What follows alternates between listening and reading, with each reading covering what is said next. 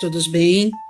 Esse vídeo amador para apresentar uma pequena parte do trabalho realizado por esse grupo maravilhoso composto por 12 alunos do primeiro semestre de psicologia, vem trazer o meu relato de como foi cuidar desde a fase inicial até a fase final de uma pessoa com Alzheimer. Essa pessoa, mãe do meu marido, Dona Antonieta, eu a conheci aos 80 anos, era uma pessoa bastante ativa, que viajava muito, que cuidava da irmã com Alzheimer, e quando essa irmã avançou de estágios também e os filhos optaram por institucionalizar, colocar numa casa de repouso, ela foi para Curitiba cuidar de uma sobrinha mais jovem, mas também com um quadro de demência. Então, ela foi uma cuidadora nata, cuidou de muita gente.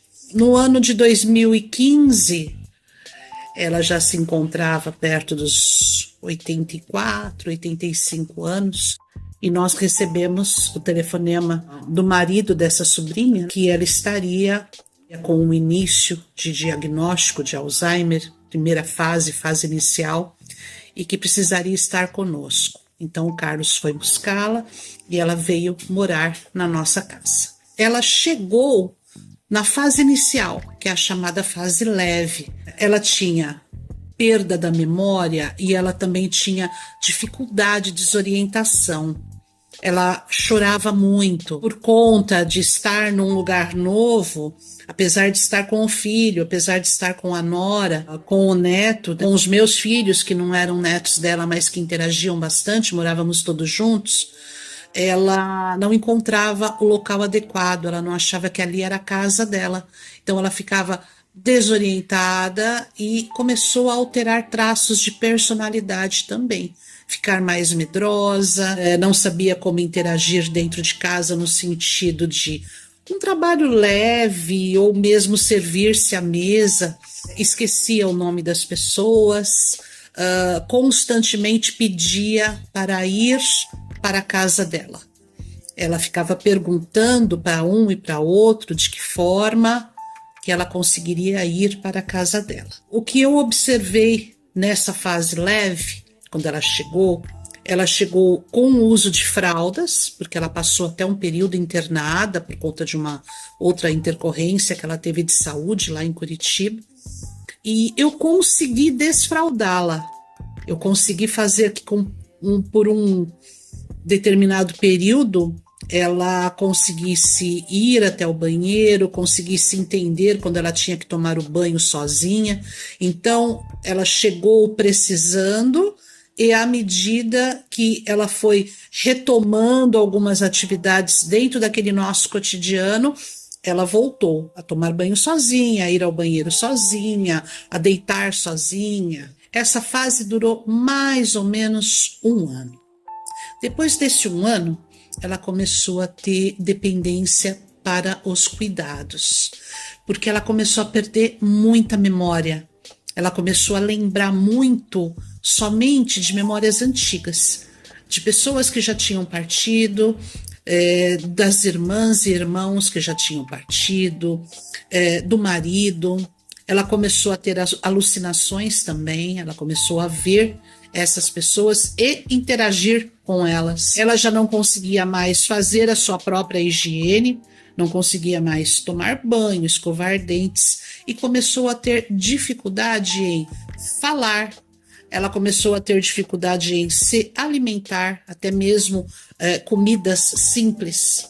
Eu percebia que eu colocava o alimento na frente dela, café da manhã, almoço, jantar ou mesmo um lanche, e ela não sabia que ela tinha que pegar e levar à boca. Então ela começou a ser alimentada, né, eu dando o alimento na boca. Aconteceu da gente dar caneca, ela gostava muito de tomar café com leite, dar a caneca de café com leite na mão dela e depois de um tempo ela soltar a caneca, porque ela não sabia o que ela estava fazendo, ela não sabia o que era aquilo na mão dela, e falar algumas coisas desconexas. Passou a ter constantemente o que se chama de síndrome do pôr do sol. Quando anoitecia, ela se sentia completamente desorientada, desesperada para ir embora para casa dela. Ela não achava que ali era a casa dela. Então ela queria o pai, ela falava muito meu papai, meu papai. Ela queria muito ir para onde ela ainda lembrava, porque as memórias recentes já não pertenciam.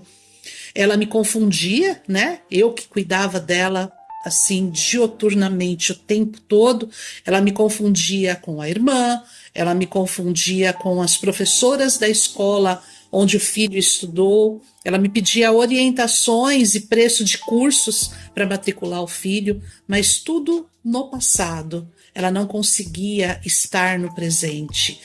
O nosso presente, enquanto ela ainda se movimentava, caminhava, eu dançava com ela, ensinava a dançar, ensinava a cantar. Ela cantava canções muito bonitas. Ela foi por um bom período, foi evangélica, então ela conhecia os hinos da igreja que ela frequentou por muito tempo, então ela cantava bastante e a gente ia interagindo dessa maneira. Não tinha mais as conversas, o sentido prático da vida. Quando ela entrou na fase grave da doença, ela já não caminhava mais, ela tinha que ser transportada para o banheiro para tomar banho no colo. Teve algumas quedas antes, né? Porque ela ainda tentava se movimentar. Teve algumas quedas da cama. Aí foi quando voltou permanentemente o uso de fraldas. Ela já não conseguia falar. Então, se ela sentia alguma dor, ela teve algumas intercorrências de infecção urinária, então teve que fazer tratamento. Ela teve alguns problemas de pele e teve também que fazer tratamento. Então, quando ela sentia dor, ela expressava a dor no olhar. Ela não conseguia falar que estava sentindo dor. E isso deixa a gente, como cuidador, extremamente, como eu posso dizer, de mãos atadas. Você não tem o que resolver ali. Você tem que tentar ir contendo a dor e deixando passar e ver se a medicação vai fazer efeito para que ela possa dormir, não se agitar tanto, para que ela tivesse, né, um pouco de conforto, sem dor, e eu, como cuidadora, também pudesse ter um pouco de descanso. Tudo isso aconteceu no final da minha graduação de Direito, basicamente na época de apresentação de TCC. Então foi extremamente doloroso para ela e para mim, muito penoso mesmo. Deixou de falar, deixou de ter controle urinário e de fezes, mas a parte mais difícil, mais complicada mesmo, além de todas as restrições de ficar deitada e de não conversar com as pessoas, é a fase da deglutição. Ela já não conseguia mais deglutir o alimento, ela não conseguia mais engolir. E ela estava tão magra, é uma doença que faz com que a pessoa vai sumindo, ela fica pele e osso. Ela estava tão magra que eu tinha dó de levá-la para uma internação. Levá-la para uma internação e encher de injeções, de picadas, num ambiente onde já não era o dela, iria judiar muito mais.